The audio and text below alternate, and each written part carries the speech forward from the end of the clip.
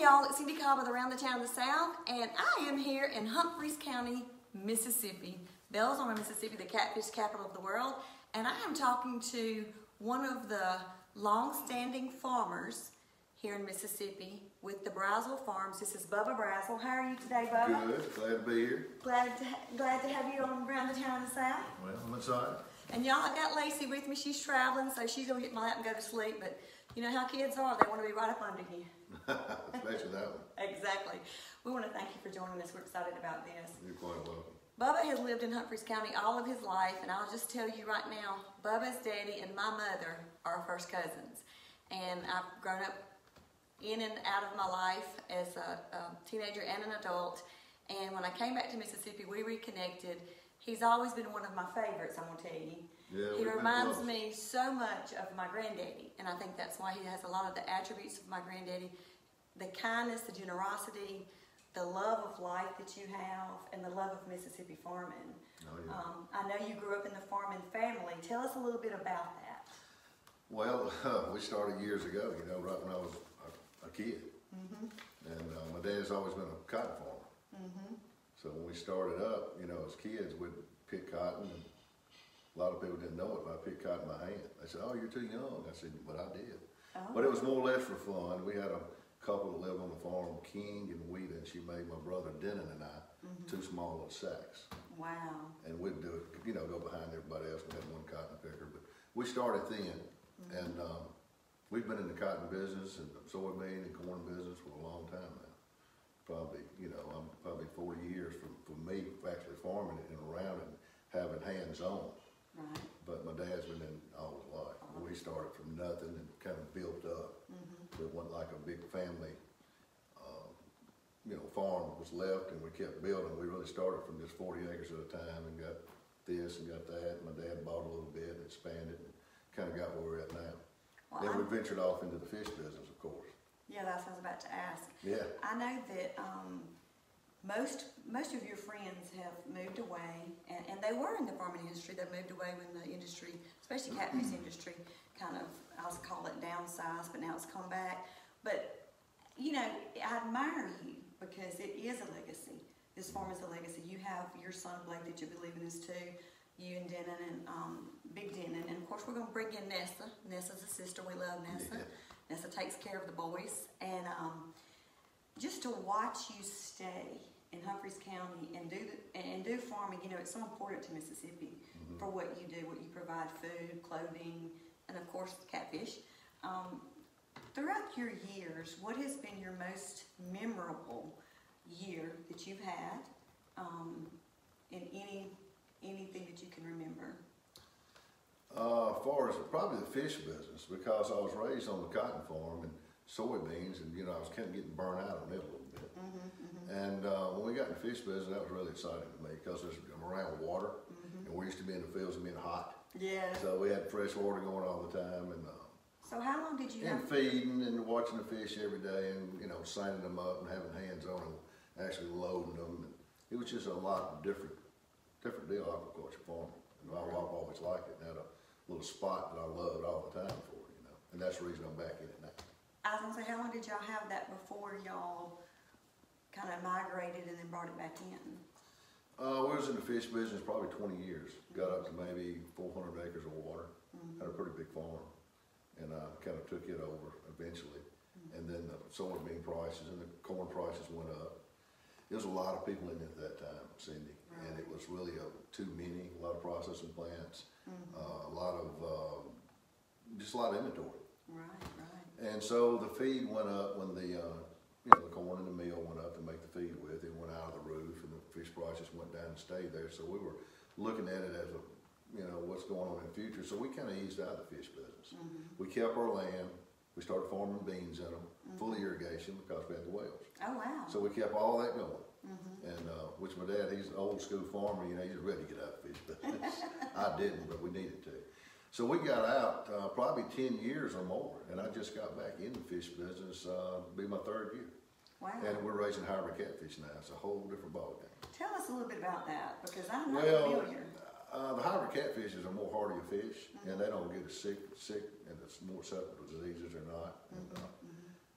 It's a cross between a blue cat and a channel cat catfish. Oh, wow. And, you know, it takes a lot to, it's not like a regular hatchery. They actually got to inject them with hormones, and it's really high tech. And of course, I'll buy my fingers from someone doing that, and I raise the food fish. Right. And you can raise probably, I'm raising almost 3 times the poundage per acre now than I was. Oh, wow. Which the ponds are smaller, you got more aeration, they're deeper, better for the fish. Right. But they eat a lot more and they're more aggressive. And it's just a lot, it brings a lot to the Delta because a lot of people that pioneered the fish business stayed in it with the processing plants. The larger farmers stuck with it, which thank goodness they did because it holds the Delta together. That's right. And, you know, and I'm in it now. And, you know, they take fish from me, these individual plants. I don't have stock in them, I don't own them. But I kept my relationship with all the people that own them. So fortunately, we're still good friends, and they're taking care of me. So Well, that's awesome. yeah, it's turning out pretty good. I'm glad I'm back in it. So what's the season for catfish? Well, really now we're stocking. In fact, maybe tomorrow I'll be moving some of the females around the farm, stocking them now here the 1st of April. And just start feeding heavy and hard. Just when it warms up, the hotter it gets, the more intensified the feed program gets. Gotcha. And we try to grow them off. These hybrids will grow off. I'll put a 7-inch fish in, and I'll have it 1.5 pounds in September. Oh, wow. Oh yeah, they're something. So the season goes through, I'm guessing, the winter month, the fall month? They eat more. Those hybrid fish eat a lot more than the channel catfish. And you do kind of on warm days feed a little bit, but most of the time in the winter you're harvesting. It's just, you know, from November, it's pretty cool till probably end of February. It's pretty cool, so most of the time you're just harvesting. Not much feed, not much going on in the fish farm. Gotcha. So you and Denon and Blake run these fish farms? Yeah. No, we run the farm, total farm, but I run the fish farm. Okay, gotcha. Well, we're talking about catfish, and I love catfish, and Belzoni is known, like I said, as the Catfish Capital of the world. 1988, I came down and I represented the Cobb fish farms in the pageant, and I got, believe it or not, Miss Congeniality. And I forgot my sash and crayon at home, but I may have it on Saturday when I come back. But I remember coming back every year to this festival, and it was like a reunion. Yeah, it's like Christmas. It is. It's like when everybody goes away, they move away. Even if they're here, you would see everybody on Catfish Festival Day. We would congregate, meet up, eat fish. Bubba and his family always had a huge party, which is a lot of fun, a huge crawfish bowl. And he does a little bit of that now. Huge. I mean, I am in Greenville this morning. I did a live interview with a radio station, and I walk into the cafe, which was absolutely delicious. And she said, "What are you doing next?" I said, "I'm going to do an interview with a Mississippi catfish farmer." She said, "Who is that?" I said, "Bubba Braswell." She said, "Oh my gosh, I love Bubba Braswell. I know Bubba." And let me tell you, that's everywhere I go. If I mention, because your aura, you are personable. You know, you're just a people person, and that's why I know this week's coming up. We're going to talk about the Catfish Festival now, because you are a catfish farmer. Tell us what the Catfish Festival. This is the 44th annual World Catfish Festival of the world. Tell us a little bit about what's going to be going on. Well, you know, they got a lot of booths, of course. They got the catfish eating contest. Oh, yeah. Which everybody loves to go see that. Yeah. And they got the queen and whatnot. And it's just a lot of good people that come in from all over the state and outside the state. Plus, like Cindy said, all the people from the schools around here that graduated years back. It's kind of like a little homecoming. And of course, I'll have a little function after the festival like I always do. And it'll be fun. Not quite as big as your usual parties. No, not quite as big. But that's only because the country club's having something after. Let's just go ahead and say that. I'm kind of glad they are. Yeah. Keep a little crowd away from the house. It's a lot of fun, and you know, to watch y'all still continue on this tradition. And I watch your son Blake and his friends. I was out here year before last, and you know, Blake and his friends were out here. Big Dennon was out here. Nessa, she was out here, and it's just for you to continue on with that legacy and tradition. Yeah, and it's a good crowd. You know, my son, he's 21, so we got that age to my dad. He's 78, so it's just a good Delta mix, and everybody blends so good in the Delta, especially at parties and functions. Well, it's going to be fun. I have added the description to the Catfish Festival this weekend. If you want to find out more information, you can. It's going to be a lot of fun all day Saturday. That night from 8 to 12 at the Country Club, they're going to have Doctors Are Amazing Funk Monster, which is Doug Hurd, one of my good friends, Steve Coleman, and Very that good. crew out there from 8 to 12. So y'all make plans to come. I'm going to transition a few minutes because there's some things that I've watched Bubba do also. Tell us a little bit about your dove hunt. And when I say dove hunt, he has the most beautiful sunflower field that you've ever seen. But you bring in people from all over the country. Tell us a little bit about the dove hunt. Well, we started, my dad used to, I'm kind of like him. He had a lot of friends. He always had a big barbecue, and we had big dove hunts. And we're raised like that, so we've always been accustomed to having a huge dove hunt. So we always went up through high school, college, and et cetera, and had these huge dove hunts and parties and whatnot. So, and we have a great dove hunting here in the Delta. And let me stop him and just say, because I when I found out about it, I said, okay, I want to come. I don't want to hunt. I just want to come to the party. And he said, Cindy, wait till you see and meet the people that are coming in for this. And I came and I was amazed. Right, we've got people from New York that come. I've got a group from New York that comes, probably about 12.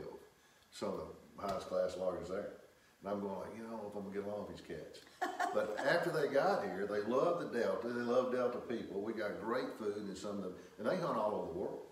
And we've got some of the best dove hunting. So they started about 4 people coming. Now I've got a group of about 12. Oh wow. Oh yeah, and they come every year. Love it. I had one field, and my local guys and my friends were like, "What's this? All these guys are taking our field over." So I got another field. So I got the New Yorkers. And then I got the locals and family. And now I blend them together as one party, and it's worked out great. So everybody's met everybody. So every year, everybody's looking forward to it because they've met friends here in the Delta. And they even leave their guns at my house now. It's crazy. They just part of the fixture. That's awesome. But and I've had some guys come in from London. Oh wow. Yeah.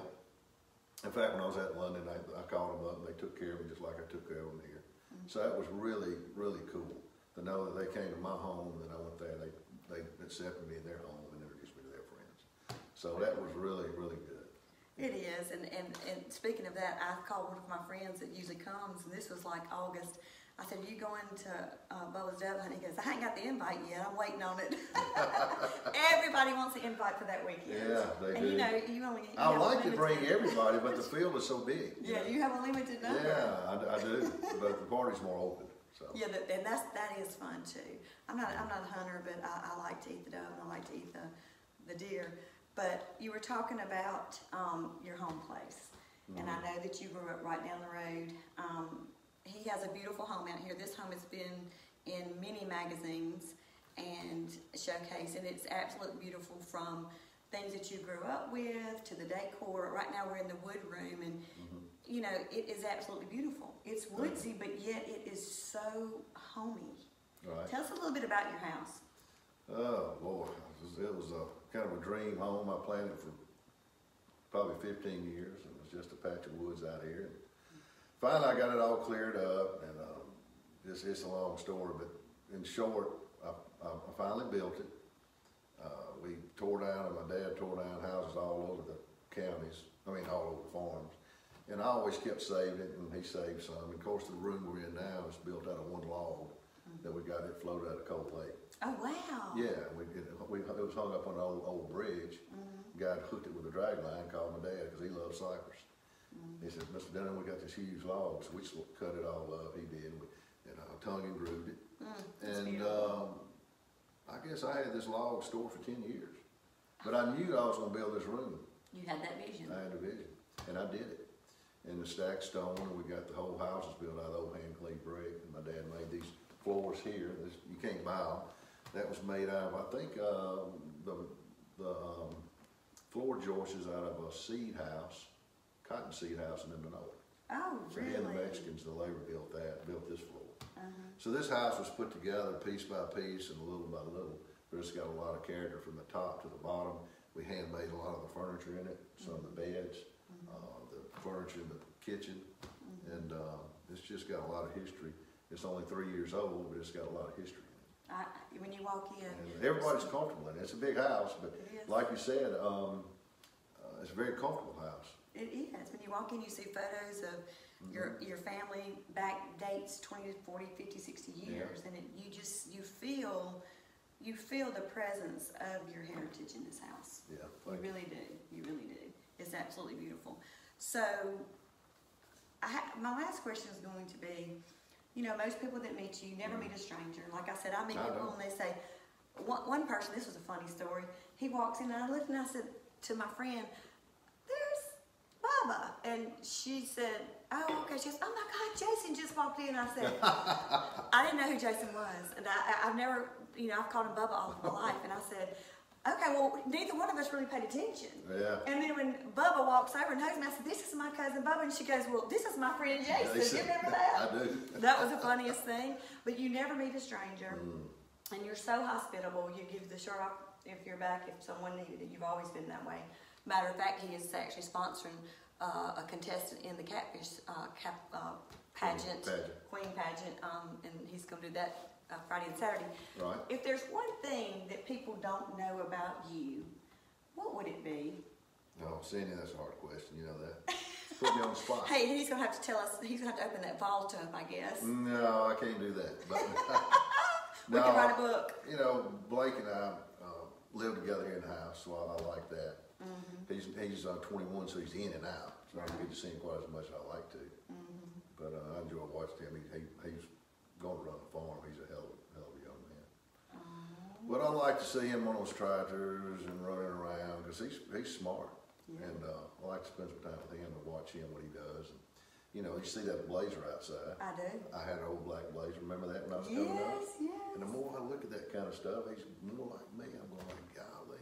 Now he's got him a speedboat. I've always had a speedboat. You've always. I know. So now I kind of watch what he's doing with all of his little buddies. And now they work. They work all night on motors and stuff down in the shop. So I ride down there and watch them. And they'll buy just an old boat and just redo the whole thing, pull the motor out, put it in. I think they're trying to get one waxed up now.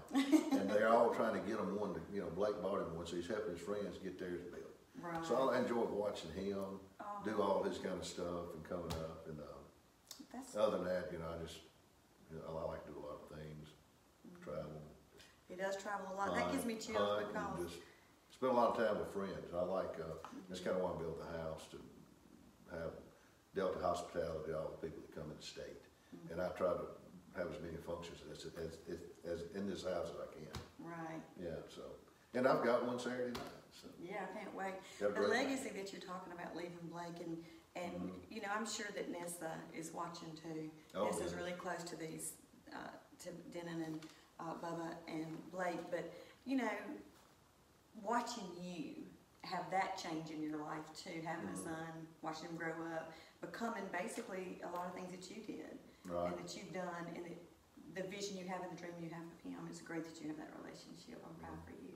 And I enjoy every single vlog I do, but there are some that are so special to me, and this is one. I want to thank you for coming on around the town of the South and having hospitality, sharing everything with us. I look forward to this weekend. I look forward to showcasing some things up here in Humphreys County. If you're in the area, come up here. Listen, if you can't come, you pass through, pop in and get a shirt.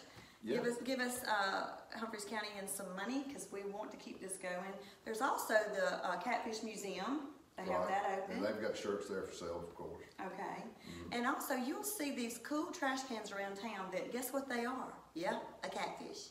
And they're painted and they are beautiful. That's one of the things I love. And they just put the new sign up. I came for the lighting. The lighting, the Belzoni, part of the Delta. It's been there, a couple weeks now? Yeah. And it was there for years when I was coming up as a kid. And it just kind of brings back memories and just brings a little spark back to the community. This is how much the people that live here love Belzoni. And I'm having a really good time in this rocking chair. It's so comfortable. When the committee decided to do this sign, they knew they were going to have to fundraise. And they called a few people. Bubba had some connections for Mr. Turner, which was very good. Mr. Turner told that story on another vlog. But then they went to the, what would you help me out here?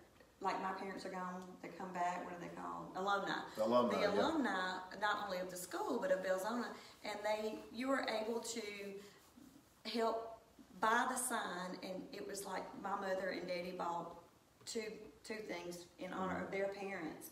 So this is a community thing that was the community years ago that came up with They this reached sign. out to everybody and got the money in the pool, and got my friend Mark involved with the sign company, and went from there and did a good job, put it up. And It's everybody- beautiful, and it's before the Catfish Festival. and that's a good thing. Yeah, so it's a big, beautiful sign. You know, So when you come and pass go. by, you'll see the love that the people from Humphreys County has for Humphreys County. You can't miss it. You sure can't. It is lit Because he up. wanted to make it smaller, and we said no. It is But lit Doug up. Turner them said no. So, Well, we thank you for what you do and what your family does. Mississippi and the South could not live without our farmers, and we know it's hard work. We know there's all kinds of struggles, and we thank you for continuing in what you're doing to better Mississippi, staying in the game, to help our families leave the legacy, especially in Humphreys County, of what we do offer. We thank you for that. thank you for having me. And I'm gonna have to pick my baby up. So y'all don't forget, if you're in Humphreys County, stop by, if not, make plans. Thank y'all for joining us, and we'll see you around the town.